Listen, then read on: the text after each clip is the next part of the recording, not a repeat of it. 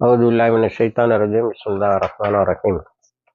அன்பார்ந்த நேயர்களே, பலஸ்தீன் மீட்பு போர் 363வது நாளை நெருங்குகிறது. இந்த 366வது நாளில் 363வது நாளில் பல்வேறு திருப்பங்கள். பாலஸ்தீன விடுதலை போராளிகள் 78 ஆண்டுகளாக ஆக்கிரமித்து விட்டு வருகின்ற ஒரு ரவுடி ராஜ்யத்துக்கு எதிராக போராடி இன்னும் நின்று கொண்டு இருக்கிறார்கள், இன்னும் தாக்குகிறார்கள், அழிக்கிறார்கள் என்பது உலக அதிசயம். எல்லா அங்கீகாரமும் பெற்ற ஒரு அரசாங்கம், எல்லா உதவியும் மேலை நாடுகளிடமிருந்து பெறுகின்ற ஒரு அரசாங்கம் அவர்களிடம் திணறுகிறது அல்ல, பெரிய பெரிய அழிவுகளை சந்திக்கிறது என்பது அதிசயம், ஆனால் உண்மை. இந்த போராளிகளுக்கு உலகெங்கும் 840 கோடி மக்களில் ஒரு சிலரை தவிர, சியோனிசமும் பக்கிர புத்தியும் கொண்டவர்களை தவிர 840 கோடி மக்களும் பக்கத்தில் நிற்கிறார்கள். இப்பொழுது ஈரானுடைய தாக்குதலில் ஒண்ணுமே நடக்கவில்லை, எல்லாமே பிசுபிசுத்து போனது என்று இஸ்ரேல் சொல்லவில்லை. ஆனால் நமது ஊடகங்கள் தோட்டத்து தொழும்பர்களாக நின்று அதற்கு லாலி பாடினார்கள். இஸ்ரேல் சொன்னது அவ்வளோ எஃபெக்டிவா இல்லை, தாக்குதல் நடந்தது உண்மை, எங்க அயன்டோமு, எங்க அரோ சிஸ்டம், எங்க ஹிட் சிஸ்டம் இதெல்லாம் ஒன்றும் அதை தடுக்கவில்லை என்று. ஆனால் எல்லோருடைய நம்பிக்கையும் பெறுகின்ற வகையில் நேற்று சேட்டலைட் இமேஜஸ், விண்கோளில் இருந்து எடுக்கப்பட்ட படங்கள் எல்லா மீடியாக்களையும் ஆக்கிரமித்தன. அதில் இஸ்ரேலுக்கு விழுந்து விழுந்து கட்டுரைகளை எழுதி இந்திய பத்திரிகைகளில் நடுகின்ற அசோசியேட்டட் பிரஸ் அதுவும் அதை வெளியிட்டது. அங்கே F-35 வகை விமானமும் F-15 வகை விமானமும் நிறுத்தப்பட்டிருந்தது, அதை அழித்தோம் என்று சொன்னோம் என்று ஈரானும் சொன்னது. இஸ்ரேல் தாக்கப்பட்டது உண்மை, ஆனால் எஃபெக்டிவா இல்லை என்று சொன்னது. சேட்டலைட் இமேஜ் என்னவெல்லாம் சொல்லுகிறது என்று சொன்னால், சேட்டலைட்டில் இருந்து வரக்கூடிய, அதாவது விண்வெளி விண்கலம் தருகின்ற இது F-35 தாக்கப்பட்டது. ரீஃபியூவலிங் ஸ்குவாட்ரான், அதாவது அங்கே எண்ணெய்களை கொண்டு வந்து இவற்றுக்கு எரிபொருளை தருகின்ற அந்த வகை விமானங்கள் தாக்கப்பட்டன. லாக்ஹீட் மார்டின் F-35 வேற, லாக்ஹீட் மார்டின் 35 F-35 வேறையாம். இதை லைட்டனிங் செகண்ட் லைன் ஃபைட்டர்ஸ்ன்னு சொல்றாங்க. ரொம்ப மின்னல் வேகத்தில் தாக்குபவை இவை தாக்கப்பட்டிருக்கின்றன. நஸ்ரான் 122 என்ற டகோட்டா ஸ்குவாட்ரான் என்று சொல்லக்கூடிய இஸ்ரேலுடைய மிக பயங்கரமான ஆயுதம். இதை வைத்துக் கொண்டுதான் உலகின் எந்த பகுதியை நாங்கள் தாக்க முடியும். இவை எல்லாமே அடங்காத F-35, Lockheed Martin F-35, lightening second fighters, இப்படி உலகத்தின் எந்த பகுதியை நாங்கள் தாக்க முடியும் என்று சொல்லுகிறது என்று சொன்னால், அதுக்கு இது போன்ற ஆயுதங்கள். அடுத்தது எலாச்சி மிஷன் ஏர்கிராப்ட் என்றொரு வகை விமானம், அதுவும் தாக்கப்பட்டிருக்கிறது. இது எல்லாத்தையும் உள்ளடக்கிய the headquarters of strategic air command, வான்வழி தாக்குதலின் தலைமையகம் தாக்கப்பட்டிருக்கிறது. அதாவது இஸ்ரேலினுடைய தாக்கும் சக்தி பெரிய அளவில் அளிக்கப்பட்டிருக்கிறது, ஆனால் முற்றாக அளிக்கப்படவில்லை என்று வேணுமானால் எடுத்துக்கொள்ளலாம். 1100 கிலோமீட்டருக்கு அந்த பக்கத்தில் இருந்து, அதாவது வெஸ்டர்ன் பார்டர்ல இருந்து ஈரான் இந்த தாக்குதல்களை நடத்தி இருக்கிறது என்பது இப்பொழுது உண்மையாக்கப்பட்டிருக்கிறது. அப்போ இவனை வாங்குற அடியை சேட்டலைட்ல இருந்தா எவிடன்ஸ் எடுத்து போட வேண்டியிருக்கு. அதே போல தரைவழி தாக்குதலை சுருக்கமாக எழுதுகிறார்கள் எல்லாரும். Lebanon is the graveyard of Israeli soldiers, இஸ்ரேலிய இராணுவத்தினருடைய கபருஸ்தான், புதைகுழி லெபனான், அல்லது லெபனான் என்ற குவாக்மேரில் மாட்டிக்கொண்டார்கள். எடுத்த உடனே ஈகோஸ் என்ற கமாண்டர்ஸை அனுப்பினார்கள். ஒரு அதிரடி, உடனே உள்ள போயிட்டோம் காட்டுறது. அப்போ ஈரான் அடிச்சதை இல்லைன்னு உலக மக்கள் பக்கத்துலையும் பாயிண்ட் ஸ்கோரிங் தானே பண்ணுவான் யாரு, நம்ம நத்தன்ஹூ. இதுக்கு இது அப்படின்னு சொல்லி மக்களை ஏமாற்றி கொண்டு இஸ்ரேலை அழித்து கொண்டு உலகத்தின் மிகப்பெரிய தலைவலியாகவும் மிக அதிகமாக இந்த நூற்றாண்டில் பிணங்களை குவித்த ஹிட்லரை மிஞ்சிய ஒரு ஹிட்லராகவும் வாழ்ந்து கொண்டு இருக்கிறார். அதை இந்த வகை வார்த்தைகளால் வர்ணிக்கிறார்கள். அடுத்து நேற்று இந்த எகோஸ் கமாண்டில் 16 பேரை கொண்டுட்டு ஒரு ஒரு கமாண்டரை தூக்கிட்டு போயிருக்காங்க. பாடியாக தூக்கிட்டு போனாங்களா, அரெஸ்ட் பண்ணி தூக்கிட்டு போனாங்களான்னு தெரியல. அதுக்கு பிறகு அவன் உயிரோட இருக்கான்னு தூக்கிட்டு போயிருக்காங்க, தகவல் எடுக்கலான்னு பிறகு அவனுக்கு உயிர் இல்லை என்று தெரிந்தவுடன் போட்டுவிட்டு போய்விட்டார்கள். ஹெலிகாப்டர் வந்து அள்ளிட்டு போயிருக்கு. 5 பாயிண்ட் வழியா இஸ்ரேல் ராணுவத்தை நம்ம சும்மா சொல்லக்கூடாது. 5 பாயிண்ட் வழியா ட்ரை பண்றான். நான் சொன்னேனே ப்ளூ லைன், அதனுடைய முதல் தலைநகர் கஃபர்கிலா, அப்படி ஒரு அட்டம்ப்ட். அதுலேயே நிறைய பணம். அடுத்தது அடைசா, இது வரலாற்று சிறப்புமிக்க ஒரு இடம். இங்கே வைத்துத்தான் இமாதீன் ஜங்கி அவர்கள் முதல் சிலுவை போரில் 1095 தொடங்கப்பட்ட அந்த சிலுவை போரில் கிறிஸ்தவ படைகளை முதலில் அடித்து விரட்டினார். அடைசா விழுந்து விட்டவுடன் சொன்னார்கள் ரோமர்கள், இனி ஜெருசலம் அவர்களுக்குத்தான் என்று. அது வழியாக அவர்கள் ட்ரை பண்ணியிருக்காங்க. அடுத்தது ஐட்டோன் என்ற ஒரு வழியாக ட்ரை பண்ணியிருக்கிறாங்க. அடுத்தது மரன் அல் ராஸ், நேற்று இங்கே தான் 100கணக்கில் இறந்திருக்கிறார்கள் இஸ்ரேலிய இராணுவத்தினர். ஹெலிகாப்டர் வந்து புறக்கிட்டு போயிருக்கு. ஏன்னா இந்த பக்கத்தில் ஒரு பெரிய இன்கர்ஷனை பண்ணியிருக்கான். அடுத்தது யாரும் சிமெண்ட்ரி என்று சொல்லக்கூடிய இன்னொரு வழியாகவும் உள்ளே நுழைவதற்கு முயற்சி பண்ணியிருக்கிறான். அவன் சற்றும் எதிர்பார்க்காத அளவில் ரித்வான் போன்ஸு அதுக்கு முன்னாடி காலால் படை போல வாலண்டியர்ஸ் அப்படி நிமித்திருக்காங்க. ஒரு எந்த கணக்கில் பார்த்தாலும் குறையாமல் ஒரு 500 பேரை அவர்கள் இழந்ததால் தான் Lebanon the graveyard of Israeli soldiers என்று இஸ்ரேலிய நோக்கர்களே எழுதுகிறார். அடுத்து சிரத் கோலானி யூனிட்டை பற்றி நான் ஏற்கனவே சிலாகித்து சொல்லியிருக்கிறேன். அதில் 9 சோல்ஜர்ஸை அடிச்சிருக்காங்க. ஒரு அடி, அதில் 9 பேர். மாரிவ் பத்திரிகை வந்து ஈரான் அடித்தது பயங்கரமான விளைவுகளை ஏற்படுத்தியது என்று சொன்னால் லெபனான் பார்டரில் நாம் வாங்குவது நமது உள்ளத்தை பயங்கரமாக நடுங்கச் செய்கிறது என்று சொல்லியிருக்கிறார். மிஸ்காஃபாம், கஃபர் கிலாடி, அவீம், ரமீம், டைபரியாஸ் ஆகிய இடங்களில் நேற்று நடந்த சண்டையில் பயங்கரமாக இஸ்ரேலிய இராணுவம் அடி வாங்கியிருக்கு. திரும்ப ஓடி வந்துட்டான். இன்னும் அவன் அந்த ப்ளூ லைனை கிராஸ் பண்ணி போகிறதுக்கு வழியே இல்லை. ஏன்னா கால் எடுத்து வச்சோன்னா கன்னி வெடிகள் வெடிக்கின்றன. கன்னி வெடிகளை தொடர்ந்து வாலண்டியர்ஸு, அதுக்கு பிறகு ரித்வான் போன்ஸு சும்மா பார்த்துக்கிட்டு இருக்கிறாங்க. ஆனால் அப்படியும் இருந்தார்கள் என்று சொல்ல முடியாது. அவர்கள் இஸ்ரேலிய இராணுவம் குழுமக்கூடிய இடமெல்லாம் அடித்திருக்கிறார்கள். அப்படி 28 இடங்களை அடித்திருக்கிறார்கள். 28 இடங்களில் 5 இடங்களில் ஹெலிகாப்டர் இரவும் பகலுமாக வந்து இஸ்ரேலிய இராணுவத்தினரை அழைத்து சென்றிருக்கிறது. அதில் மெரோன் அல் ராஸ் வந்து ஹெலிகாப்டர் வந்து இன்னும் புறக்கிட்டு தான் இருக்கு. அடுத்தது ஃபாத்திமா கேட் என்ற கேட் வழியாக வருவதற்கு முயற்சி பண்ணி இருக்கிறார்கள். அங்கேயும் அடித்து நொறுக்கி இருக்கிறார்கள். ஹெலிகாப்டர் வந்து புறக்கிட்டு போயிருக்கு. அதே போல் மால்டா செட்டில்மெண்ட், அங்கே வந்து இஸ்ரேலிய இராணுவத்தினர் கூடும்போதே தாக்கி இருக்கிறார்கள். அடுத்து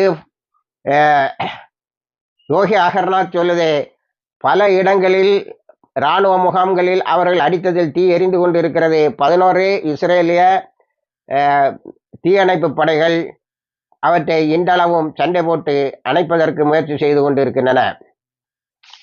அடுத்து மாலிகியா செட்டில்மெண்ட், அங்கேயும் ஹெலிகாப்டர் வந்து பிணங்களை புறக்கி செல்கிறது. காரணம், அங்கே குழுமி இருந்த இஸ்ரேலிய இராணுவத்தினர் அழிச்சிட்டாங்க. அப்போ பார்டர்லேயும் விடலை, அவன் அங்கே மூவ் பண்ணுறான் பாருங்க, நார்தன் பகுதியில் இராணுவத்தை. அங்கேயுமே அடி. 36 கொண்டு வந்தான், 188 கொண்டு வந்தான், 98 கொண்டு வந்தான். எல்லாம் ஒன்றுக்குமே புண்ணியம் இல்லை, எல்லாத்தையும் அடிச்சு நொறுக்கிறாங்க. அடுத்தது gathering of Israeli soldiers at Sasa என்ற இடத்தில் குழுமிய இஸ்ரேலிய இராணுவத்தினரை அடித்திருக்கிறார்கள். இப்போ என்னன்னா, அந்த இஸ்ரேலிய இராணுவத்தினர் சண்டைக்கு வரும்போது உயிரைத்தானே வரான். ஏன்னா போனவன் எவனோ உயிரோட திரும்பலை, அல்லது காயம்பட்டு தான் வெளியில் வந்தான். சஹாரா ஏரியா அந்த இடத்தையும் அடிச்சிருக்கான். அந்த இடத்துலையும் குழுமி இருக்கிறார்கள், அடித்து இருக்கிறார்கள். மர்காவா டேங்கு அசைய முடியல, முதல்லையே ஏவுகணைகளை விட்டு அடித்து விடுகிறார்கள். அடுத்தது இஸ்ரேலி சோல்ஜர்ஸோடைய பேஸுன்னு சொல்லக்கூடிய ஃபலக் மிசில் கொண்டு அடித்திருக்கிறார்கள். சிமெண்டரி ஆஃப் யோரோமே செல்ஜில் என்ற புது வகை எக்ஸ்ப்ளோசிவ்ஸை கொண்டு தாக்கினோம். நாங்கள் பார்டர் ஏரியா ஃபுல்லாக எக்ஸ்ப்ளோசிவ்ஸை போட்டோம். எப்படியா வருவ நீ? உன்னால் அதை டிடெக்ட் பண்ணி எடுக்க முடியல. அப்போ உள்ள உள்ள காலை வைக்கிறதுக்கு முன்னாடியே இவ்வளவு சேதாரம். 28 இடங்களையும் நாம் பட்டியல் போட வேண்டும். ஆனால் காலம்தான் பத்தாது. அப்போ இவர் ஜோசப் போரல் என்கிறவர் சொல்லியிருக்காரு, ஏயா இப்படி ஒரு பெரிய கவர்சானத்தை நீ உனக்கே தோண்டிக்கிறியா? இஸ்ரேலுடைய செயல்கள் அத்தனையுமே பைத்தியக்காரத்தனமாக இருக்கிறது என்று சொல்லியிருக்கிறார். அடுத்தது, இஸ்ரேல் தாக்காம சும்மா இருந்தா தாக்கியது. இஸ்ரேல் வழக்கம் போல நேற்று ஒரு பெரிய தாக்குதலை நடத்தி இருக்கிறது பங்கர் பஸ்டரை கொண்டு. அந்த பங்கர் பஸ்டர் தாக்குதலில் நடந்தது என்னவென்று சொன்னால், 7 அடுக்கு மாடியில் கீழே இருந்தவர்கள் எல்லாம் தாக்கப்பட்டார்கள் என்று சொல்லுகிறது. எங்களுடைய டார்கெட் அந்த ஹாசிம் செப்தேன். நான் உங்களுக்கு சொன்னேன், அவர்தான் ஹசன் நஸ்ரல்லாவுக்கு இடத்தில் வரப்போகிறார், அவர் ஹசன் நஸ்ரல்லாவின் மருமகன் என்று சொன்னேன். பின்னர் நாங்கள் இன்னும் தலைவரை தேர்ந்தெடுக்கவில்லை என்று இப்பொழுது இருக்கக்கூடிய ஷேக் ஹுசைன் அவர்கள் அறிவித்தார்கள். நான் டெபுட்டியா இருக்கேன், நான் தான் இப்ப லீடு பண்றேன். அப்ப நான் ஒரு வார்த்தை சொன்னேன், ஒருவேளை இவருக்கு வேறு பணிகள் வைத்திருக்கலாம், அல்லது இவரை காட்டிட்டு இன்னொரு தலைவரை தேர்ந்தெடுக்கலாம் என்று. அவரை நாங்கள் குறிவைத்தோம் என்று இஸ்ரேல் சொல்லி இருக்கிறது. ஆனால் அவர் இறந்ததாக எந்த தகவலும் இல்லை, இதுவரைக்கும் இல்லை. இஸ்ரேலும் கிளைம் பண்ணல, ஹிஸ்புல்லாவும் அது பற்றி எதுவும் சொல்லவில்லை. சாதாரணமாக ஹிஸ்புல்லா இது போன்ற விஷயங்களில் உடனேயே அறிக்கை தந்துவிடும், அவருக்கு புகழாரங்களை சூட்டிவிடும். அடுத்தது, இஸ்ரேலிய இராணுவத்தினுடைய பயிற்சி முகாம் ஒன்றில் பூந்து அடித்திருக்கிறார்கள், அத்தனை பேர் இறந்திருக்கிறார்கள். அங்கேயும் ஹெலிகாப்டர். நேற்று யுரோன் செட்டில்மெண்ட் என்ற இடத்தில் தான் அந்த பயிற்சிகள் நடந்திருக்கின்றன. அந்த செட்டில்மெண்ட்டே ஃபுல்லா பேரேஜ் ஆஃப் சால்வோஸ்ன்னு சொல்லாங்க, அதாவது தொடுத்து வந்த ஏவுகணை தாக்குதலால் ஓடிவிட்டார்கள். இஸ்ரேலை நேற்று பெய்ரூத்தில் நேற்று வரைக்கும் பெய்ரூத்திலும் மற்ற இடங்களிலும் தாக்கியதில் 1974 பேர், இங்கே உள்ள பாணியில் சொன்னால் ஷியா முஸ்லீம்கள் ஷஹீதாகி இருக்கிறார்கள். 9384 பேர் காயம்பட்டு இருக்கிறார்கள். மொத்தமாக 11,358 பேர் பாலஸ்தீனத்தில் காசாவில் உயிரிழந்த 41 பேருக்காக நாங்களும் உங்களோடு சொர்க்கத்துக்கு வருகிறோம் என்று பயணம் செய்திருக்கிறார்கள். இப்படி ஒரு சகோதரத்துவம் இஸ்லாத்தில் இருக்கிறது. இஸ்லாத்தை முன்னிறுத்தி மக்களை ஒன்றிணைத்தால் என்பதுதான் இதில் நாம் கற்றுக்கொள்ள வேண்டிய மிகப்பெரிய பாடம். அந்த மக்கள் இந்த வேதனைகளையும் இந்த ஷஹீதுகளையும் அன்போடு ஏற்றுக்கொள்கிறார்கள். ஏனென்று சொன்னால் இதெல்லாம் எதிர்பார்க்கப்பட்டதுதான் என்று. ஆக்கிரமிப்பு நாடு என்று ஐக்கிய நாடுகள் சபையால் அறிவிக்கப்பட்ட இஸ்ரேல் இருக்கிற வரைக்கும் இது போன்ற போராளிகளுடைய தாக்குதல் இருக்கத்தான் செய்யும். அந்த தாக்குதல்களை நாம் தாங்கிதான் ஆக வேண்டும் என்பது அந்த மக்களின் உள்ளத்தில் உறுதியாக இருப்பது. அதன் பிறகு இதே போல நேற்று அடுக்கடுக்காக பல மரணங்களை சந்தித்திருக்கிறது இஸ்ரேலுடைய இராணுவம். அடுத்து நாம் ஹூத்திஸுக்கு வந்தால், அவர்கள் டெல்லவில கல்லை தூக்கி இறையிற மாதிரி இப்போ ராக்கெட்டுகளை அடிச்சுட்டு இருக்கிறாங்க. அவங்களுக்குன்னு இந்த காய்ச்சா மாவில் கல்லை தூக்கி இறையிற மாதிரி நேற்றோ 2-3 ட்ரோன்ஸ் அடிச்சிருக்காங்க. நாங்கள் முக்கியமான டார்கெட்டுகளை, முக்கியமான இலக்குகளை தாக்கி இருக்கிறோம் என்று அறிக்கை விட்டுகிறார்கள். கப்சிப்புன்னு இருக்குது இஸ்ரேல். ஆமாம், ஹவுத்தீஸும் தாக்குனாங்க, நிறையா தாக்குனாங்க. நாங்கள் தான் வெளியில இல்லைல்ல, நாங்கள் நிலத்தை கீழே இருக்கிறோம் என்பது போல அந்த மக்கள் பேசி இருக்கிறார்கள்.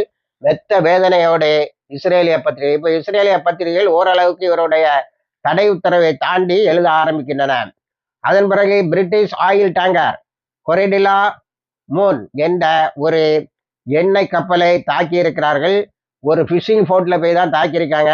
அது ஒன்றும் எங்களுக்கு பெரிய அழிவை ஏற்படுத்தவில்லை. கப்பல் எறிவது உண்மைதான், ஆனால் உள்ளே இருக்கின்ற கப்பல் சிப்பந்திகளுக்கு எதுவும் ஆகவில்லை என்று அறிக்கை விட்டு இருக்கிறது.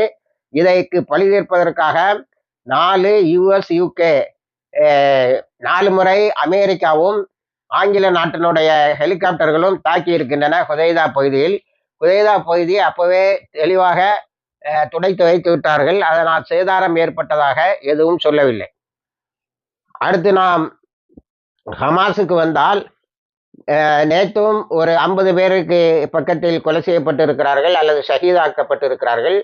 இந்த ஷஹாதத்துக்கு அந்த மக்களுக்கு இந்த உலகமே பின்னே நிற்கிறது. விடுதலை போராளிகளின் அடையாள சின்னங்கள் என்று அவர்கள் ஆகிவிட்டார்கள். நல்ல சொர்க்கத்தை அடைந்திருக்கிறார்கள். 41,778 பேர் இதுவரை ஷஹீதாகி இருக்கிறார்கள். 96,794 பேர் காயம்பட்டு இருக்கிறார்கள். ஆனால் கான் யூனிஸ்ல நேற்று ஒரு காம்ப்ளெக்ஸ் மிலிட்டரி ஆப்ரேஷனா ஆம்புஷ். அதுல நிறைய பிணங்கள் விழுந்திருக்கு. ஆம்புலன்ஸும் வர முடியல, ஹெலிகாப்டரும் வர முடியல, வந்த ஹெலிகாப்டரையும் அடிச்சிருக்காங்க. அதுக்கு பிறகு ஹமாஸு தங்களுடைய நார்தன் காசாவில், வடக்கு காசாவில் தங்களுடைய இருப்பை நிலைப்படுத்திக் கொண்டார்கள் என்று எல்லோரும் சொல்லுகிறார்கள்.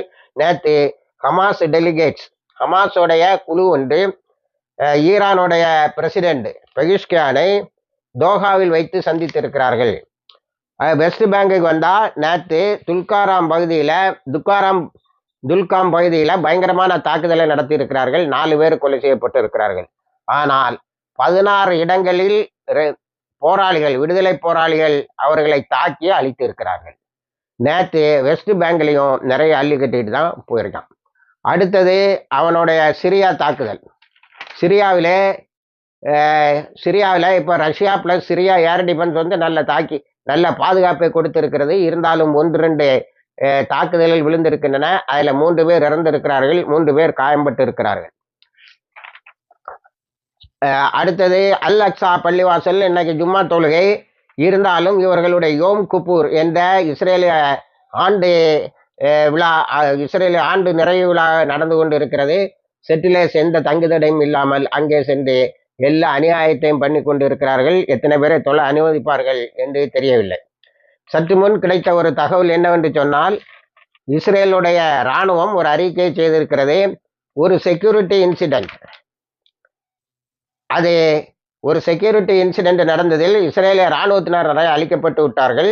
ஆகவே நாங்கள் அதை ஹெலிகாப்டர் வச்சு புறக்கி கொண்டு இருக்கிறோம் என்று அல் மயாதீனும் அல் ஜசீராவும் அண்மை செய்தி என்று போடுகிறது. இந்த அண்மை செய்தி எதை காட்டுகிறது என்று சொன்னால், சரியாக அடி வாங்கி கொண்டு இருக்கிறார்கள் என்பதைத்தான் காட்டுகிறது. ஹெலிகாப்டர்கள் போய் புறக்கி ஹெலிகாப்டர் நேற்று முழுவதும் ரொம்ப ஆக்டிவாக தான் இருந்திருக்கிறது. ஆனாலும் இஸ்ரேலுக்கு புத்தி வருவதாக தெரியல. அடுத்தது இஸ்ரேலு பழி வாங்குமா? அதுக்கு அமெரிக்காவும் இஸ்ரேலும் பேசிக்கிட்டு இருக்காங்களாம். அமெரிக்கா சொல்லுதான், வேண்டாம், நீ இப்போ பழி வாங்காதே, நீ ஒவ்வொரு தடவையும் தாக்குதல் நடக்கும்போது அதனால் என்ன ஆகிறது என்று சொன்னால் மிகப்பெரிய இழப்புகளை நாம் சந்திக்க வேண்டியது வருது. ஈரானுடைய இப்போது தாக்குதல் ரொம்ப எஃபெக்டிவான தாக்குதல் தான், அதை நீ மறைக்க வேண்டாம் என்று சொல்லுகிறது. அப்போ அடுத்தால ஒரு டயலாக்கு நம்ம அதாவது ஏதாவது கிடைச்சா, சின்ன ஓட்டை கிடைச்சா உடனே பெரிய குகையை அதை மாற்றக்கூடிய மீடியாக்கள், அது ஆயில் ஃபெசிலிட்டியை இஸ்ரேல் தாக்குமா, அல்லது அதனுடைய அணு ஆயுத நியூக்ளியர் ஃபெசிலிட்டின்னு சொல்லக்கூடிய அணு ஆயுத தளங்களை தாக்குமா? அணு ஆயுத தளங்களை நிறைய வந்து தாக்கி பார்த்துட்டாங்க, ஒன்றும் நடக்கலை. அதை ஒரு எஸ்தக் பிரேக் அப்பவே சொன்னார், என்னடா எங்களை ஏமாத்திட்டு இருக்க, நீ அணு ஆயுத தளத்தை தாக்குறேன்னு எங்கேயாவது ஒரு குண்டை போட்டு புகையை கிளப்பிட்டு இதுதான் அவங்க அணு ஆயுத தளம் என்று நீ சொல்லி கொண்டு இருந்தாய், அதை விட்டு விடு என்றது. அதுக்கு இப்படி இவங்க பேசிட்டு இருக்கும்போது இப்போ இவங்க பேச்சை பார்க்கும்போது என்ன தெரியுதுன்னா, பைடன் வந்து அப்படி காலை வாடுற மாதிரி வாரி நீ தாக்கிக்கன்னு சொல்லுவான். இவன் நத்தியானு நான் தாக்க மாட்டேன் என்று சொல்லிவிட்டு மக்களுடைய கவனத்தை ஒரு பக்கம் திருப்பி விட்டு இன்னொரு பக்கம் தாக்குதலை தொடங்குவான். அதனால இவங்க வார்த்தைகள் எதுவும் அமெரிக்காவும் இருக்கட்டும், எப்படி இஸ்ரேலுடைய வார்த்தைகளை உலக ஊடகங்கள் நம்புவது இல்லையோ, உலக மக்கள் நம்புவது இல்லையோ, அதே போல அமெரிக்காவின் வார்த்தைகளையும் யாரும் நம்புவதில்லை. ஆனால் பெகிஷ்கியான் அடிக்கடி அறிக்கை விடுகிறார். அவர் அடிக்கடி அறிக்கை விடுவதை பார்த்தால் அவர் கொஞ்சம் அஞ்சுகிறாரோ என்று கூட எண்ண தோன்றுகிறது. நீ இனிமேல் தாக்கினால் உன்னுடைய சிவிலியன் ஏரியா உட்பட தாக்குவேன், நம்பர் 1. அப்புறம் அவர் அமெரிக்காவுக்கு தகவல் கொடுத்துட்டாராம், இனி எங்களுடைய தாக்குதல் கன்வென்ஷனல் மீன்ஸ்ல வழிகளில் இருக்காது, அதாவது வழக்கமாக நாங்கள் தாக்குவது போல் இருக்காது என்று சொல்லி இருக்கிறார். நாங்கள் அன்கன்வென்ஷனல் வேஸ்ல தாக்குவோம், அதாவது மாறுபட்ட விதத்தில் தாக்குவோம், மிலிட்டரி டார்கெட் மட்டும்தான் வச்சுக்கிடுவோம், இல்லை வேற டார்கெட்டுகளை வைத்துக் கொள்வோம் என்று சொல்லி இருக்கிறார்கள்.